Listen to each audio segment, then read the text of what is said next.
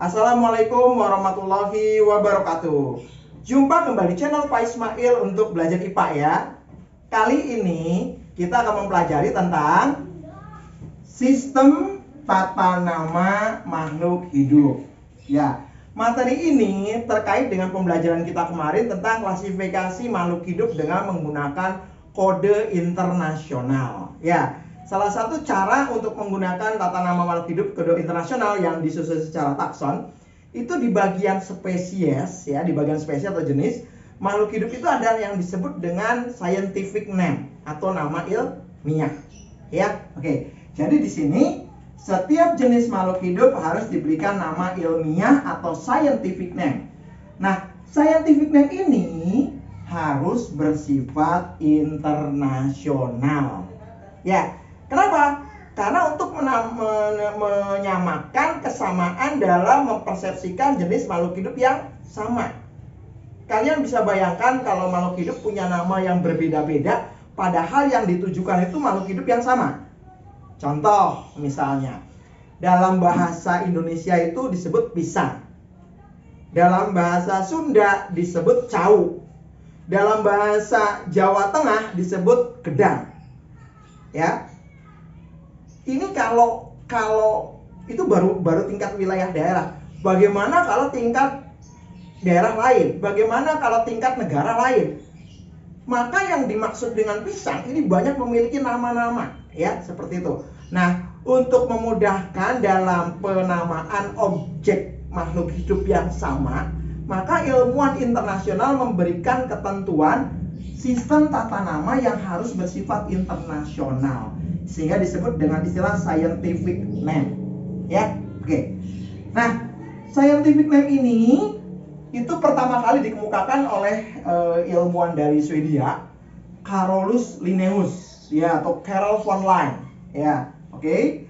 Nah, beliau adalah orang yang pertama kali mendeskripsikan untuk teori tata nama scientific name ini, ya. Karena jasa beliau yang sangat besar, maka Carolus Linnaeus disebut sebagai bapak klasifikasi, ya, oke. Nah, Carol von Linné atau Carolus Linnaeus ini menggunakan sistem nama ganda, ya, ganda, atau yang disebut dengan istilah binomial nomenklatur. Bi itu artinya dua, nomial itu nama, ya.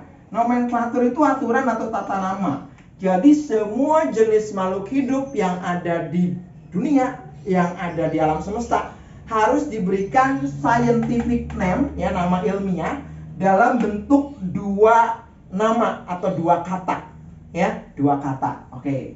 Nah, aturan dari binomial nomenklatur ini bisa kita lihat, ya. Yang pertama, aturan binomial nomenklatur menggunakan bahasa Latin. Ya, apakah harus menggunakan bahasa Latin? Iya, sudah kesepakatan ilmuwan. Kalau menggunakan bahasa lain, itu harus dilatinkan. Contoh misalnya, macan Sumatera, ya, harimau Sumatera. Itu nama scientific name-nya, nama ilmiahnya, itu Panthera sumatraensis. Panthera dari bahasa Latin, ya. Nah, sumatraensis ini dari bahasa kita, Sumatera, cuma dilatinkan. Jadi tambahkan esis gitu, ya. Sumatraensis. Nah, begitu, ya. Jadi menggunakan bahasa Latin. Kalau nggak bahasa Latin, boleh bahasa lain tapi dilatinkan. Dan ini harus disepakati dalam kode tata nama ilmiah yang sudah disepakati ilmuwan internasional. Ya, ada kode tertentu untuk tumbuhan, ada kode tertentu untuk hewan, dan itu harus diterbitkan dalam jurnal ilmiah dan disepakati ilmuwan tingkat dunia. Ya, tidak sembarangan, ya. Oke. Berikutnya, ditulis dalam dua kata. Ya, tadi binomial dua kata, ya. Oke. Kata pertama menunjukkan genus, kata kedua menunjukkan spesies. Nah, seperti itu. Harimau Sumatera, Panthera sumatraensis. Panthera ini adalah genusnya. Sumatraensis itu spesiesnya. Gitu, ya. Kemarin kita ketahui manusia, Homo sapiens. Homo itu nama genusnya, sapiens nama spesiesnya. Ya, oke. Ini contoh. Berikutnya, Ditulis dalam bahasa Latin, ditulis dalam dua kata. Kata pertama menunjukkan genus, kata kedua menunjukkan spesies. Nah, huruf pertama nama genus itu harus huruf besar. Ya. Jadi kalau Homo sapien H-nya itu harus huruf besar.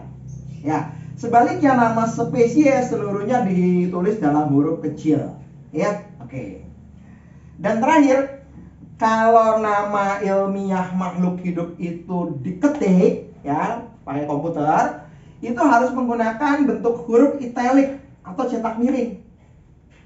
Tapi kalau ditulis dengan tangan, itu harus diberikan tanda garis terpisah untuk kedua nama kata itu. Contoh misalnya ya di sini ya, Bapak beri contoh. Tumbuhan pepaya, pepaya yang kita kenal pepaya, itu nama latinnya Carica papaya. Nah, kita lihat huruf C pada kata carica itu ditulis huruf besar karena dia menunjukkan nama genusnya. Sedangkan kata papaya ditulis dalam huruf kecil. Ya, oke. Nah, karena di sini nama carica papaya ditulis dengan tangan, maka diberikan tanda garis bawah terpisah seperti ini. Ya.